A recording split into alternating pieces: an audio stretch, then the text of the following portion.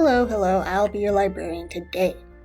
Now what this video originally was going to be was Biomes is Aliens creature design, where I would take a biome and design a character around it.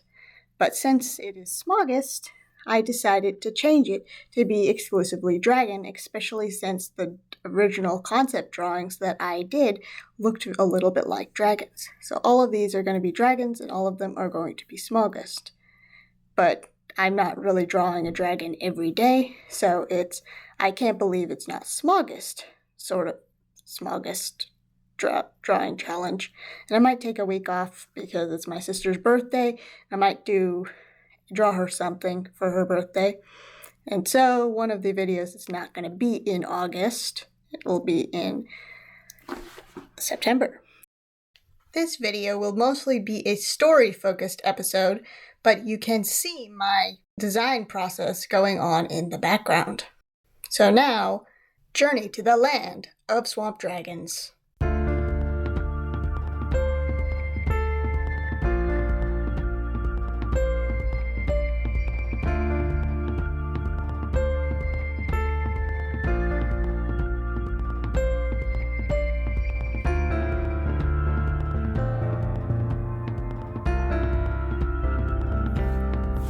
In the previous episode, the Star Searcher aliens sent out an ambiguous distress call and the Codebreakers put together a dream team scouting party to find out what's up.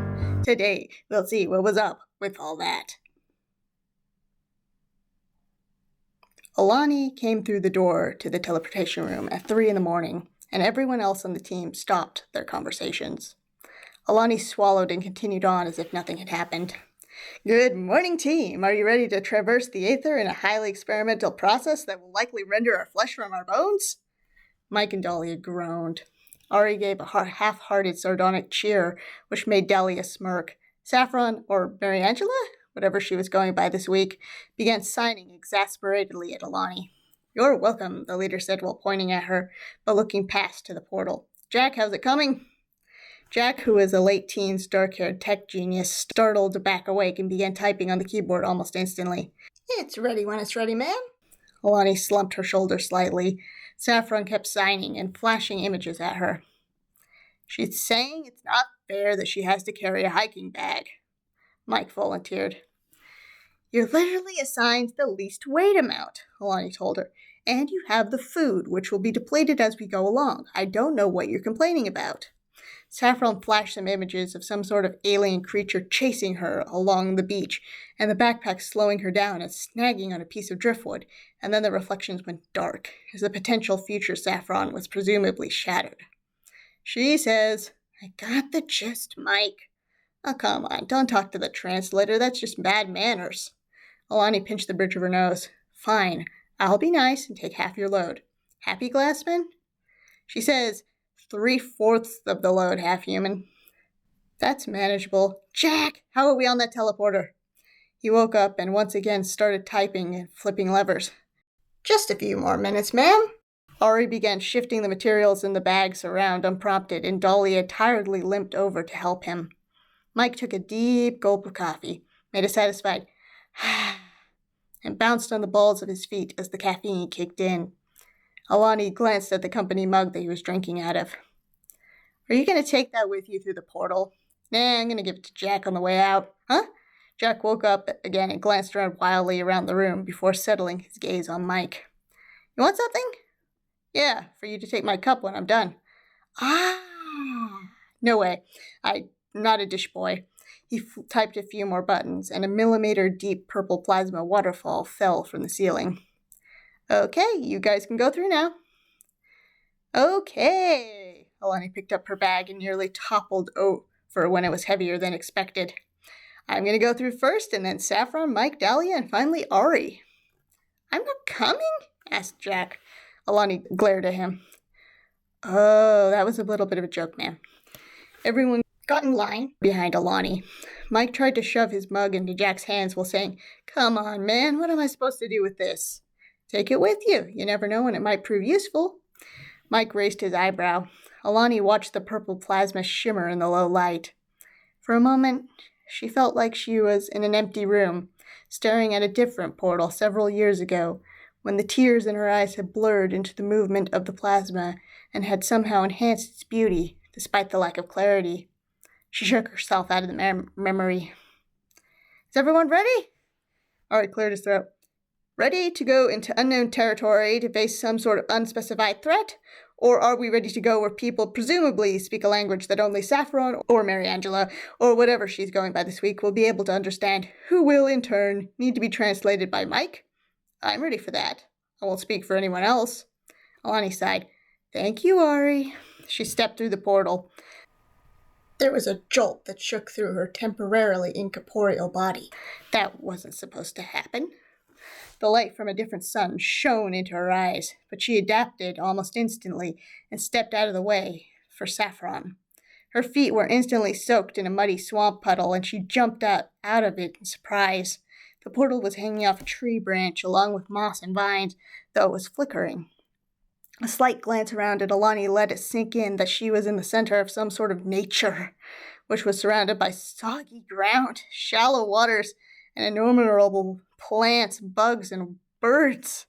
The portal turned off, and with a digital whirring sound, the tip of Alani's hair curled upward until it was wrapped around her wrist in a kind of self-comfort. After between 30 seconds and 5 hours, the portal didn't open up again. Her breath grew more ragged. She reached into her side pocket and pulled out her compass. The needle pointed in a general direction of the sun, which either meant that the planet was tilted with the poles as the meridian, or the greatest magnetic force was in the east. She let her heart pound for a while and then began trying to walk straight, either out of the swamp or until she found someone who could tell her where she was supposed to be. Of course, as Ari had so kindly pointed out, no one here was guaranteed to speak a human language, so it would probably take a few months before she could receive assistance. She muttered cynicisms to herself as she tromped through the undergrowth and got turned around a few times. Back at the Codebreakers' headquarters, Dahlia watched as Mike went through to the other side. Jack started the stopwatch for the next 30 seconds to allow for transportation time. Just before he signaled that it was time to go through, Ari tapped Dahlia on the shoulder. "Hey, I'll see you on the other side." He gave her neck a light peck, and she patted his hand. "Yeah, I'll see you too." She gathered her courage and stepped through the portal. She emerged from the plasma into the blinding light. For a moment, she saw what looked like Mike holding up his hands in surrender to some sort of hulking antlered beast before she instinctually stumbled into the portal. She felt her essence shake and rushed through to try to help Mike. Her eyes adjusted much quicker, but she didn't see Mike. In fact, she didn't see anyone from the group. She did, however, see many green lizardfish-type aliens with turtle-like shells who seemed to be living in mud-thatched houses and mildly interested in her, but despite this continued on with their tasks. The portal was hanging from the rounded arch of a doorframe. She took a deep breath and waited the 30 seconds until Ari was supposed to come through. For a literal second, she thought that she was going to be left alone, before her husband stumbled into the light. He almost stumbled back like she had done, but she grabbed him and pulled him forward just as the plasma flickered out of the existence. He blinked and glanced around. He smiled at a couple of smaller lizard children who presumably hadn't grown shells yet, who were watching them from behind a couple of barrels on the side of a neighboring house. A slender, light green alien emerged out of a tangle of reeds, which she had been perfectly camouflaged into, and scolded the children. They ran off laughing. The adult looked at the humans, sighed, and dove into the river. An insect bit the back of Ari's neck, and he scratched absent-mindedly. "Where is everyone, Dahlia?" "I think that the portal glitched and left us all in different places. I saw a glimpse of Mike before the machine glitched and took me here. It was a forest, not a swamp, but the beanstalk tree-like things looks very similar to these species, and the air pressure around felt like the same level as above sea level. The humidity and temperature felt fairly similar to here, and the soil was about the same color and consistency as the highest island areas around here are my best guess. Mike is at least a few kilometers from us, and I would assume that Mary Angela and Eleni would be fairly close, but it might have also been a coincidence that Mike and us are so close, and the girls might be on the other side of the planet, for all we know." "Okay, that's very helpful. Thank you, doll." They took the walkie-talkies out of their bags and tried them, but no one answered. except for Mary Angela, who sent a text message that said fine, but refused to elaborate further or give any information about where she was. The light green draconic adult chose that moment to emerge out of the water, with dark green rivergrass draped around its horns and shell. A larger dark green and brown creature followed behind it, and the two came forward to greet the newcomers. The first creature had more of an alligator face, while the new creature had more of a hippopotamus shape. They are both clearly the same species, though. The dark green alien came up to Dahlia's shoulders in height. It noticed this and turned to the slender alien and rolled its eyes, and knocked over the barrel the children had been hiding behind with its head and rolled it over to the humans, before setting its paws, or possibly hands, up on what was more accurately described as a wicker basket. It cleared its throat. "You are humans?" "You speak English?" squeaked Dahlia. "Yes," answered the alien. "Sorry." Dahlia put her head down and stepped back. "We are human," said Ari to the alien, as he checked it on his wife with a side glance. "What are you? Why are we here? Are there others like us nearby?" The creature's third eyelid blinked. "I am a swamp man. That is a swamp woman." He pointed to the light green slender dragon. "We are swamp people. We are here to love and to feel the resonance of the universe to keep nature alive. I can talk, and you can talk. So we are like us together." Okay, so the language barrier is mostly bridged, but that doesn't mean that the cultural barrier is also disassembled. Any thoughts to how to explain this, Dahlia? She was sort of half behind him, opened her mouth to speak, thought better of it, and then just shook her head no. "That's cool, don't say anything until you're ready. So, Mr. Swamp Man Dragon, for those last two questions probably require a bit of backstory." He set into a monologue about the history of the Codebreakers, about which Mr. Swamp Man tried to interject a few times to say that he was aware of this history, but Ari either talked over him or admonished him for the rudeness of interrupting. He finally finished the story and took a deep breath. "Mr. Human Man," began the alien, "I know of this history already. Dahlia and I are part of a 5-person scouting team," Ari interjected into the second half of his speech. "The other members include one other human with darker reddish-brown skin and black dreadlocks who's a bit taller and more muscular than myself, who always carries a quote-unquote lucky green baseball bat, which doesn't do anything. A woman in a multi-layer and multicolored dress is also missing, and she is completely formed out of glass shards and copper, who lies nigh constantly. And finally, there is our leader, who is a half-human Greco-Egyptian Amazonian woman with inordinately long follicles, inappropriately timed gallows humor. We were all separated during the transportation process, and Dahlia here deduced that we may not be more than a few kilometers from here. Have you heard anything about them?" He loosely crossed his arms and waited. Mr. Swamp Man curled the fins at the tip of his tail over his hands. "Can I talk now, human?" "You may." "I got a call last week that said humans are coming, give them food, water, and house until the Sea Lord Star Searchers can come in a couple days. I don't know where your teammates are. I do not know what half the words that you used to describe them mean. My name is Slippert, not Mr. Swamp Man." "What words wouldn't you understand?" Ari asked. Dahlia swallowed. "Dreadlocks, baseball bat, dress, Greco-Egyptian Amazonian, follicles, and gallows humor." "Yes, those, exactly, Mr. Dahlia." "It's actually Mrs. Never mind. She means that she is Mrs. Dahlia because she is a woman and my wife." "That is what a human woman looks like?" You learn something new every day." Slippert and Ari started talking about what hair is while Dahlia wandered off to explore the village. The swamp woman followed her nervously.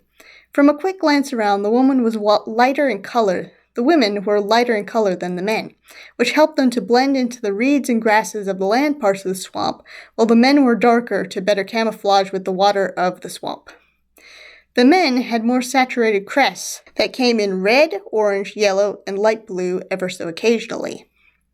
These blended into close-growing cattail-like fans, which were sticky enough to catch fish which predators and fishermen would take advantage of, while simultaneously pollinating the plants.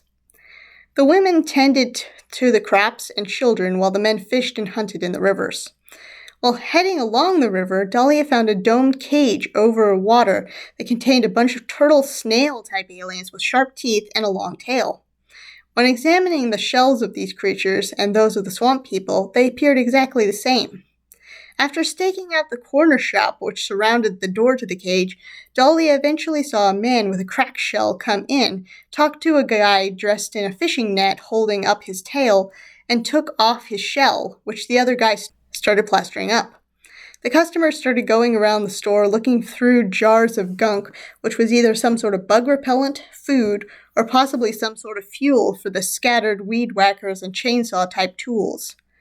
There were also a myriad of beads that one could buy to be put on their nets or form a necklace out of. The guy noticed Dahlia staring at him in his cotton onesie, patchily covered in a waterproof protective blubber, and glared at her. Swamp Woman jumped up on her back legs and covered Dahlia's eyes with her hand while saying something to the man, which was likely an apology. He barked something quietly back at her, and Dahlia found herself led around the town. There was a more rich-like section where the people wore more drapey fabric and had soft metal plating. They lived in the highest parts of the islands and in the trees. There was a stone or concrete warehouse-looking thing that well-dressed dragon people were coming in and out of that her guide wouldn't let Dahlia enter.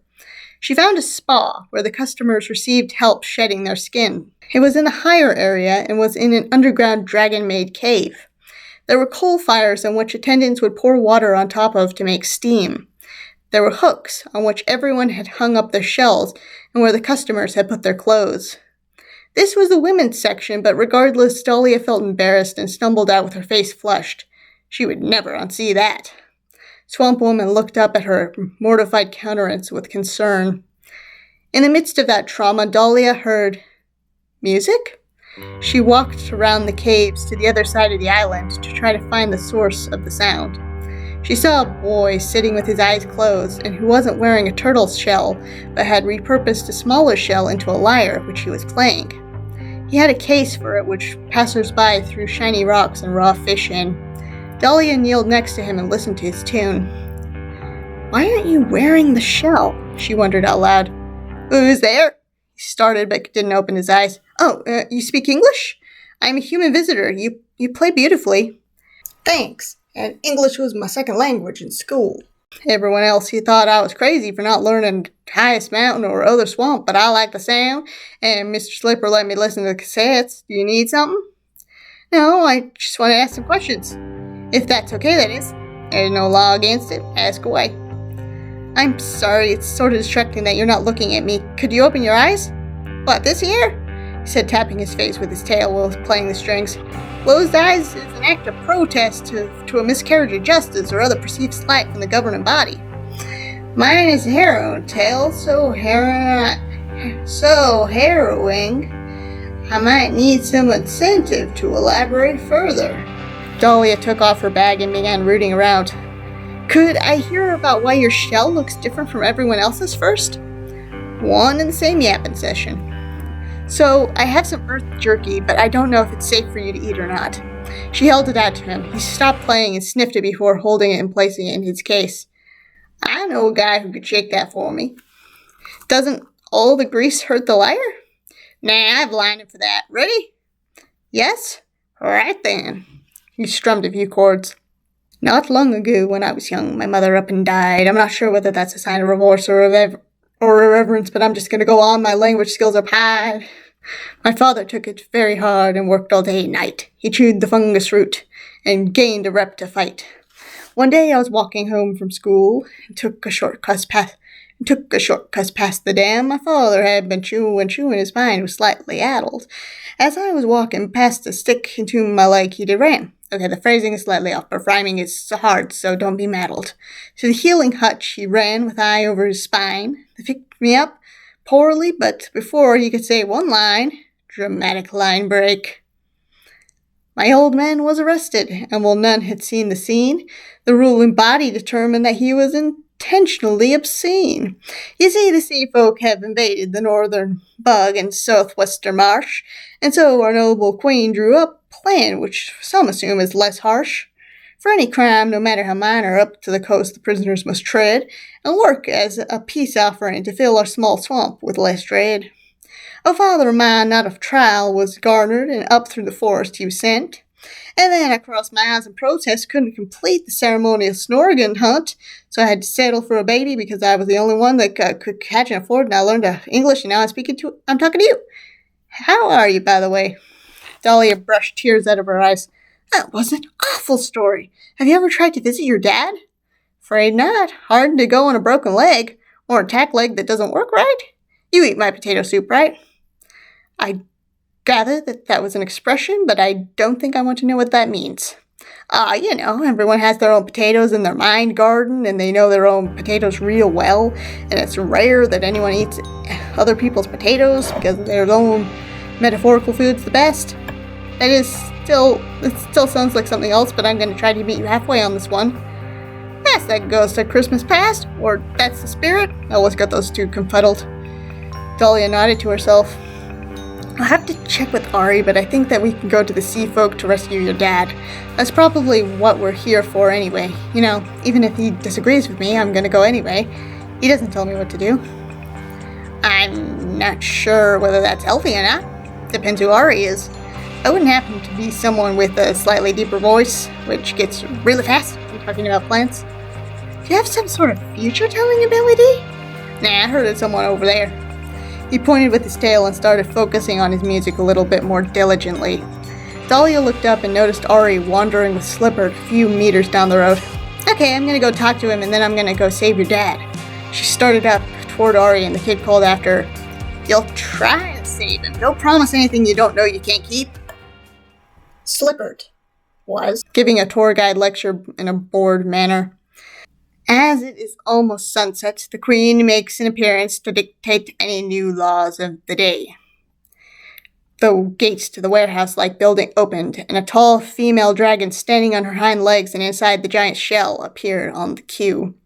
Ari leaned over and whispered in Dahlia's ears while completely forgetting to greet her. There are approximately 500 people in the swamp, and she's actually more like a chiefess. I need to talk to you about something. Ari nodded.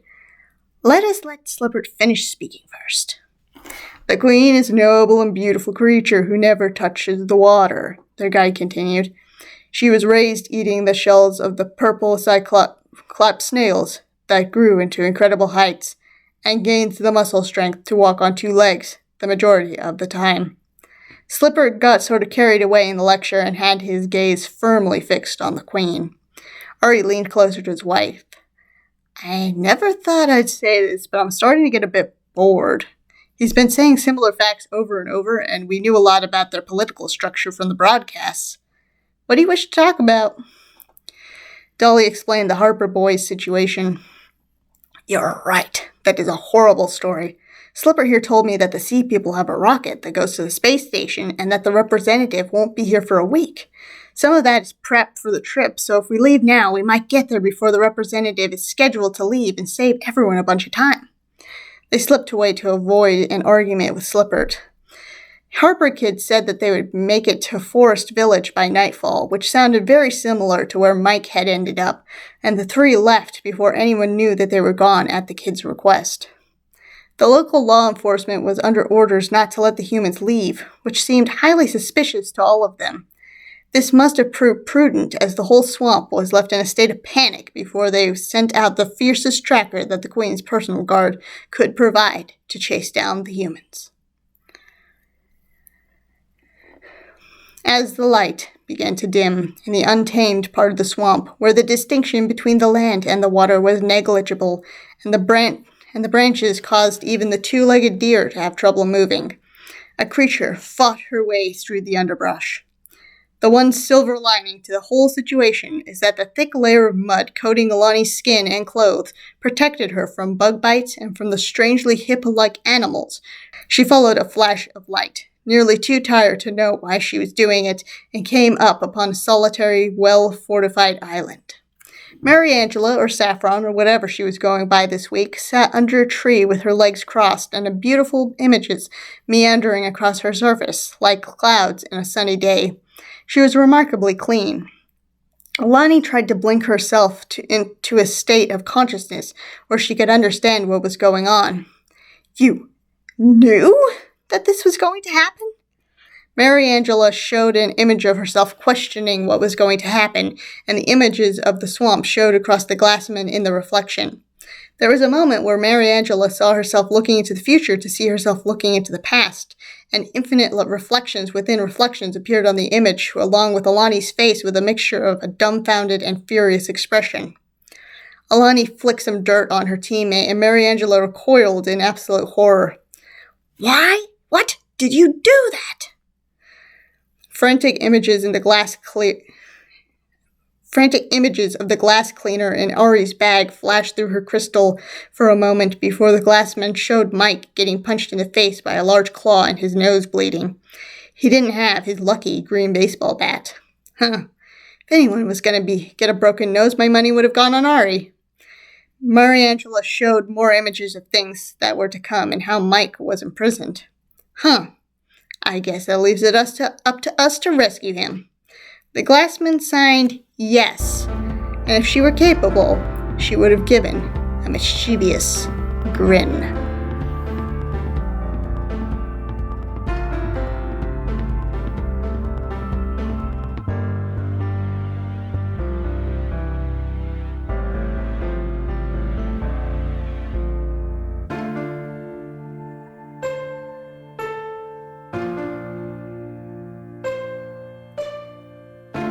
This is the end of the video. Like, subscribe, and comment if you are capable of doing those things. And hit the bell if you have subscribed and want to be notified about future videos.